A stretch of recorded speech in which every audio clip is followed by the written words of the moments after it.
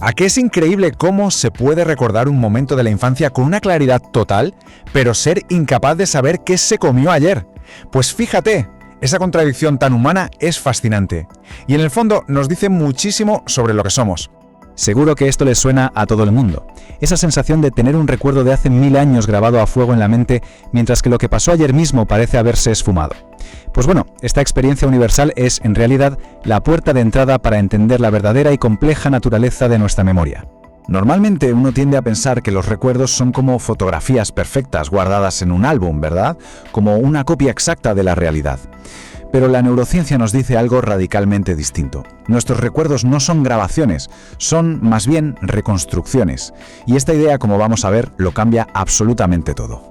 Porque claro, este sistema de archivo tan increíblemente potente, pero a la vez tan lleno de fallos, no está ahí para que nos pongamos nostálgicos. Su propósito original es mucho más básico y fundamental: la pura supervivencia.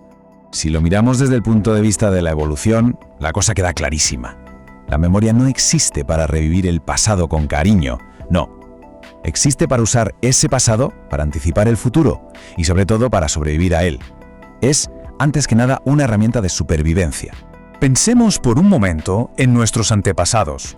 Para ellos, recordar dónde había bayas comestibles, qué aspecto tenía un depredador o cuál era la mejor cueva para refugiarse, no era un dato curioso. Era, literalmente, la diferencia entre vivir un día más o no. La memoria era su manual de instrucciones para seguir con vida. Y ojo, que nadie piense que esto es cosa del pasado. Hay un estudio genial que lo demuestra. En un mercado se vio que la gente recordaba mucho mejor dónde estaban los puestos de aguacates o aceite de oliva, o sea, comida con muchas calorías, que los de lechugas. O sea que nuestro cerebro, en el fondo, sigue siendo ese cerebro paleolítico que prioriza instintivamente lo que le da energía, incluso en el pasillo de un supermercado. Vale, ya hemos visto el porqué de la memoria, la supervivencia. Ahora toca meterse en el cómo.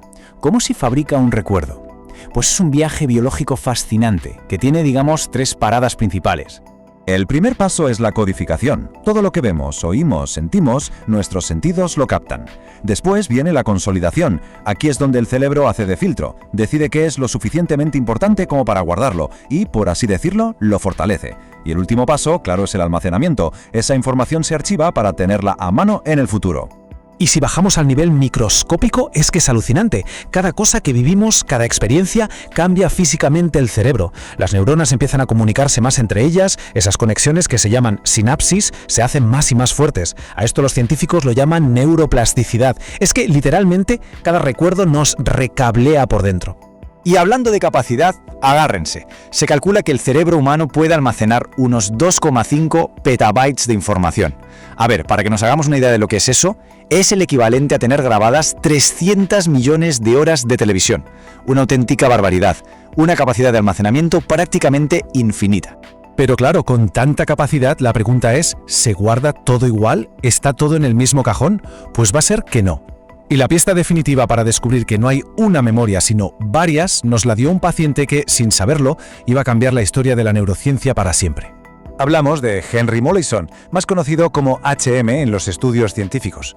Allá por los años 50, para tratar una epilepsia terrible, le hicieron una cirugía cerebral experimental. La operación, en parte, funcionó, pero tuvo un efecto secundario devastador. A partir de ese día, fue totalmente incapaz de crear ni un solo recuerdo nuevo. Pero aquí viene lo realmente increíble. Henry no sabía que había desayunado hacía 5 minutos, pero los científicos descubrieron algo asombroso. Le ponían a hacer una tarea nueva, como dibujar una estrella mirando su reflejo en un espejo, algo que es súper difícil, y cada día lo hacía mejor, mucho mejor. Pero cuando le preguntaban, él juraba que era la primera vez que veía esa tarea en su vida. ¿Se entiende lo potente que es esto? Su cuerpo aprendía, pero su mente consciente no registraba nada. Una parte de su memoria estaba rota, pero otra funcionaba a la perfección. Gracias al caso de HM hoy sabemos que tenemos como mínimo 2 grandes sistemas de memoria. Por un lado, la memoria declarativa, la de los hechos, las caras, los eventos, la que Henry perdió. Y por otro, la memoria implícita, la de las habilidades, la de saber cómo hacer algo, como montar en bici o, en su caso, dibujar la estrella. Esa la conservaba intacta. Su caso fue la prueba irrefutable de que son 2 sistemas que pueden funcionar por separado.